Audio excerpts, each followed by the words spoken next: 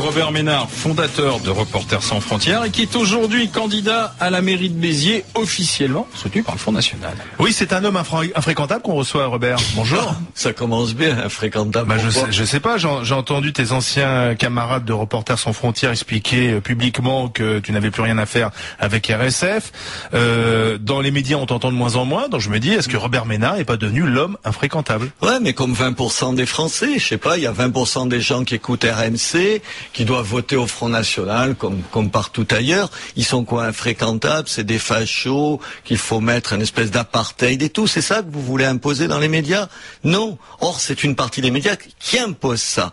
Oui, qu'un certain nombre de médias soit absolument avec de l'urticaire à l'idée que je me bats dans une ville. Enfin, vous connaissez, vous, de Béziers? Non, je connais très peu. Je connais pas Béziers. Non, c'est pas bien ça. Non, c'est pas bien du tout. Sûrement, mais... Il faut aller voir Béziers. Béziers, c'est une ville sinistrée, comme un certain nombre de villes du Sud. Sinistrée, ça veut dire un taux de chômage invraisemblable. On est, je crois, le 12e ou le 13e bassin d'emploi le plus sinistré, où il y a le taux de chômage le plus important de France, où il y a un problème d'insécurité incroyable. Béziers est traversé, le centre de Béziers, à ce qu'on appelle les allées Paul-Riquet, comme dans beaucoup des Ramblas, comme dans des villes espagnoles. Je veux dire, les jeunes femmes ont peur d'aller sur les allées Paul Riquet le soir à la nuit tombée. C'est le plein centre-ville. C'est pas possible, ça. C'est une ville décrépite où le centre-ville s'effondre, où il y a de moins en moins de commerce. Moi, je me suis dit, parce que je suis de Béziers, même si je suis pied noir, ensuite j'ai passé ma vie à Béziers, je me suis dit, il faut que je fasse quelque chose pour cette ville. En excluant personne. Juste en excluant personne. On a fait avec un certain nombre de gens un programme, on l'a soumis à tous les partis. Marine Le Pen dit banco, bravo, je suis ravi qu'elle se dise, je me retrouve là-dedans. En même temps, tu avais écrit un bouquin Vive Le Pen, donc c'est... Tu l'as lu, le bouquin Vive Le Pen? Non, mais c'est un prêté pour un rendu. Non, tu peux pas dire ça. Si, je l'ai lu, on t'avait même reçu pour en parler ici. Alors tu peux pas dire que c'est un promis pour un rendu, pas du tout. Vive Le Pen, c'était ce que normalement tu fais ici, c'est-à-dire un éloge de la liberté d'expression. C'était l'idée.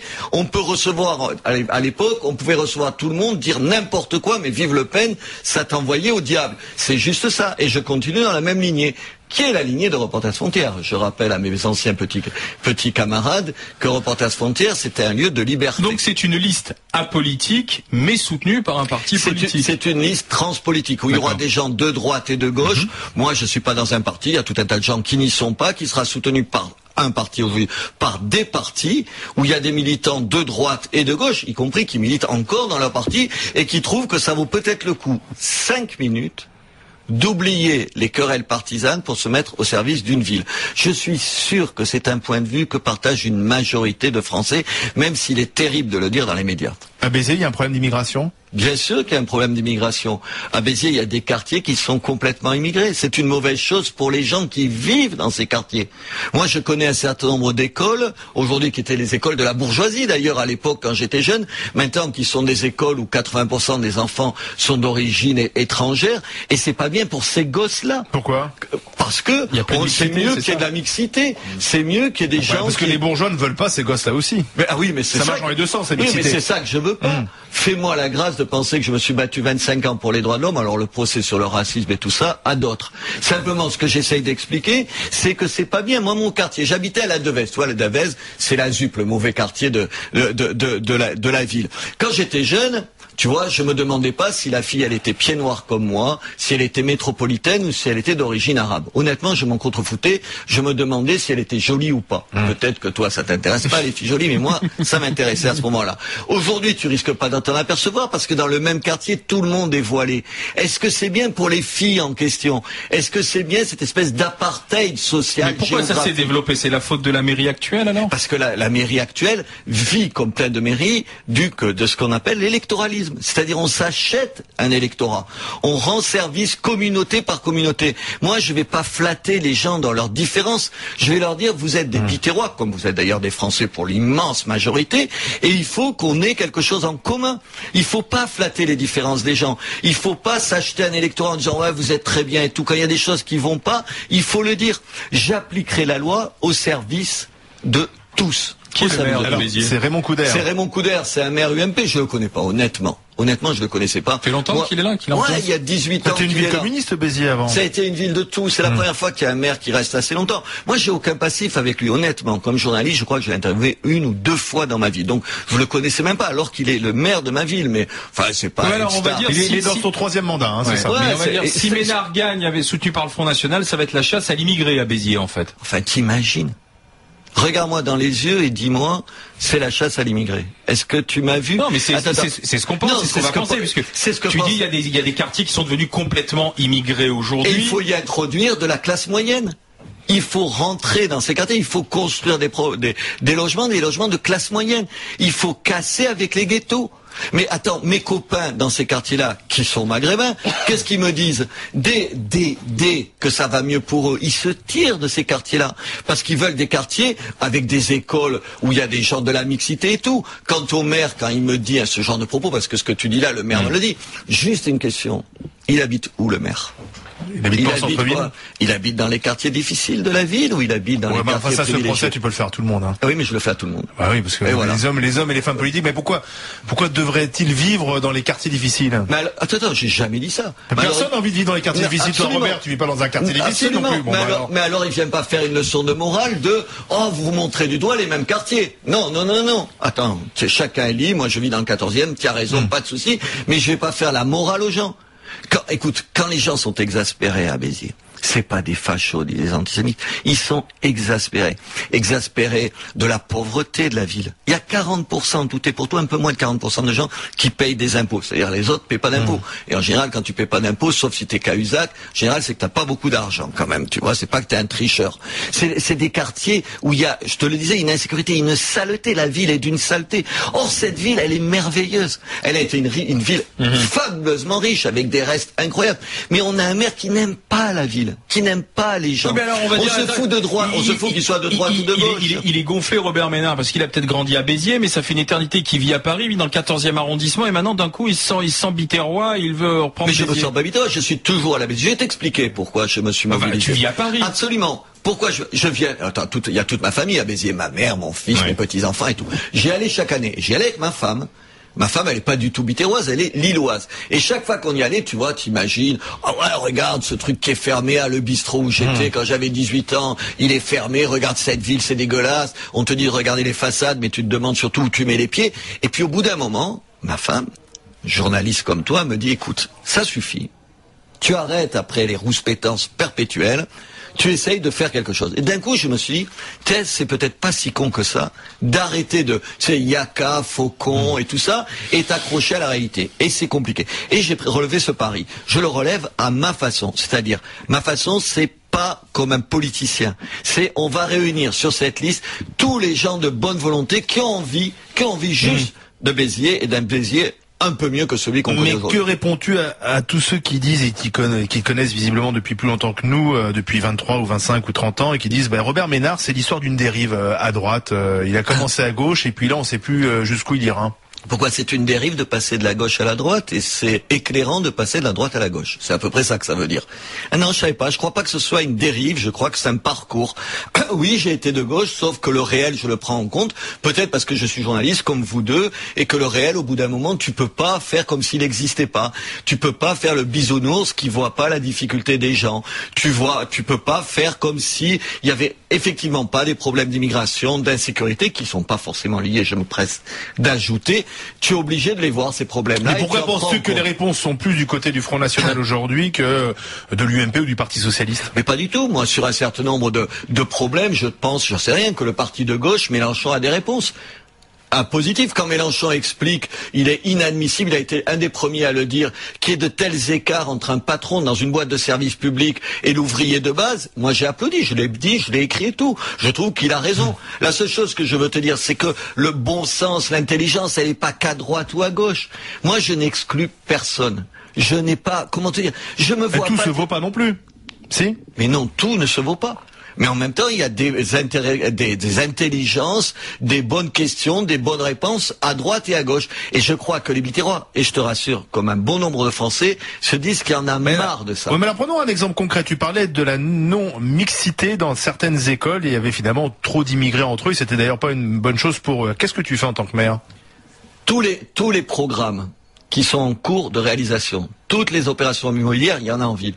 Je fais uniquement venir de la population de la classe moyenne. Je ne refais pas des logements sociaux avec des gens qui, parce que tu leur as amené un logement, tu te dis, quand même, la prochaine fois, ils vont voter pour moi. J'ai pas cette politique-là. Juste, sur les problèmes de sécurité, c'est pas possible, ce n'est pas possible que les gens à Béziers, ils aient peur de descendre dans des parcs. Il y a une police municipale à Béziers ? Oui, elle n'est pas armée. Bien sûr que je vais l'armer. Pourquoi ? Attends, pourquoi il faut armer les polices municipales ? Les gens, en général, les confrères, ils s'arrêtent là. Parce que tu ne le sais pas, vous ne le savez peut-être pas. Si tu n'armes pas la police municipale, dans toutes les villes de France et de Navarre, est obligée d'arrêter de travailler à 23 heures. Comme vous le savez, les voyous s'arrêtent à 23 heures. Ils se disent, la police municipale arrête, donc nous on va arrêter aussi. C'est pour ça que, par exemple, dans le Languedoc-Roussillon, toutes les polices municipales, de droite comme de gauche, ça n'a rien à voir. Elles sont armées. Parce que c'est un moyen d'assurer la sécurité des gens. Il ne s'agit pas de faire les Rambo. Il s'agit simplement, parce que toi, comme moi, quand tu vois un policier, tu te dis que ça te rassure. Il te menace pas, le policier. C'est juste ça. C'est ça que je vais essayer de faire. Des choses aussi simplistes que ça. Premier extrait de la bande-son de l'actualité. On écoute, c'est Serge Ayoub des Jeunesses Nationalistes Révolutionnaires. C'est pas la peine d'essayer de profiter de la mort de ce pauvre homme pour essayer de faire un acte politique mesquin. S'ils interdisent troisième voie, oui, et alors qu'est-ce que ça changera ? Rien.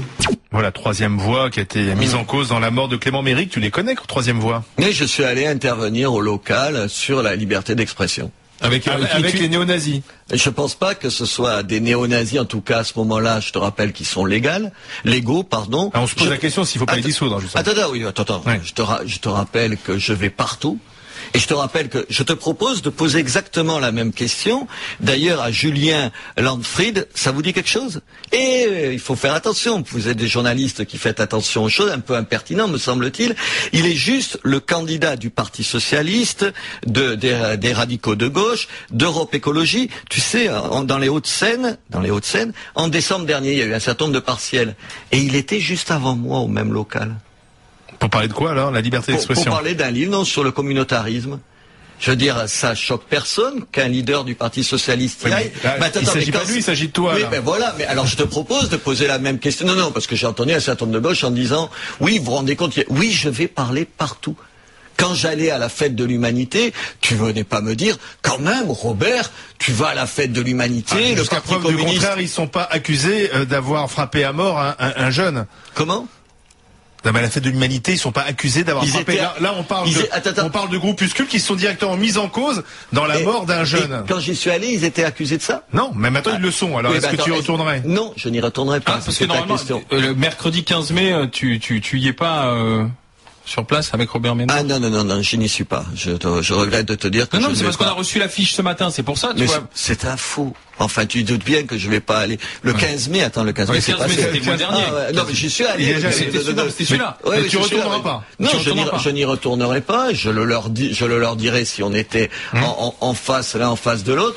Quand j'y suis allé, je te rappelle qu'on leur reprochait rien, que c'était un parti, un groupe extrémiste mais légal, où je vais défendre mes opinions, la liberté d'expression, comme je le vais, comme je vais la liberté d'expression, quand il s'agit de frapper à mort un jeune, là, c'est quand même... Je trouve ça scandaleux. Mais je n'imagine pas que tu n'aies pas lu immédiatement ce que j'avais écrit le lendemain. Est-ce qu'il faut dissoudre ces groupes ?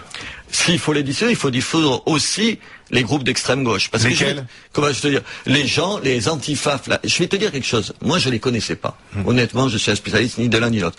Quand je vois les photos que tu regardes, que vous regardez, chaque fois, je ne sais pas d'où ils viennent. Ça vous le fait pas ? Tu sais pas si c'est l'extrême droite ou l'extrême gauche. Ces gens aussi violents, il faut les dissoudre. Je te rappelle que quand on a dissous la Ligue communiste à l'époque, avant qu'elle se reconstitue, la Ligue communiste révolutionnaire, on a dissous en même temps Ordre Nouveau. C'est-à-dire on dissout à ce moment-là. Mais c'était une droite qui était pas convenable. Elle était pompidolienne à l'époque. Ils réduisaient aussi sur des faits. Aujourd'hui, la Ligue communiste révolutionnaire ne fera pas des gens dans la rue. Les antifaf, ils ils le font exactement de la même façon et ils l'ont même fait après quand ils sont allés à la chasse à un certain nombre de gens, à Nantes par exemple. J'ai pas plus de sympathie pour les uns et les autres. Honnêtement, la violence c'est détestable. Moi j'aime le débat. C'est pour ça que je vais débattre avec tout le monde. Le débat c'est une bonne chose. La violence, les rixes et les coups de poing américains, c'est autre chose. Deuxième extrait. Personnellement, j'assumerai la punition s'il y en a une. J'ai pas envie de payer d'amende, j'ai pas envie d'aller en tôle, j'ai pas envie d'être condamné à mort. Mais écoutez, si ça se fait, on verra, on défendra, et puis voilà, c'est la vie. Je suis en paix avec ma conscience. C'est Monsieur Collot, le maire d'Arcang, qui refuse de marier 2 hommes et 2 femmes. Au nom de ses convictions, si tu es maire de Béziers, je ferai la même chose que lui. Tu refuseras. Absolument. Mais j'empêcherai absolument pas mes adjoints et je sais qu'il y en a déjà parce qu'ils me l'ont déjà dit et j'ai déjà répondu à cette question, qui évidemment le feront. Oui, mais là il y a personne. Ils sont tous derrière le maire. Non, là il faut pas. Il faut que dans une mairie, il y a la loi. Il faut que les gens puissent être mariés. Attendez, je suis légaliste. Maintenant, il y a des problèmes de conscience. Je ne le ferai pas, mais je m'assurerai évidemment que dans la commune, il y a des gens qui le fassent. Non, attendez, il n'y a pas de point de mesure. Je me suis absolument opposé au mariage pour tous. C'est une chose. Maintenant, il est dans la loi. C'en est une autre. J'ai ma conscience. Je ne veux pas le faire. Je ne le ferai pas. Je m'assurerai qu'à Béziers, il y aura des gens. Et comme je serai maire dans moins de 10 mois, je sais. Tu seras maire. C'est une certitude. C'est pas une certitude, mais c'est bien parti pour. C'est pour ça que le maire actuel s'emporte. C'est pour ça que les médias s'inquiètent. Et c'est pour ça que les Biterrois sont contents.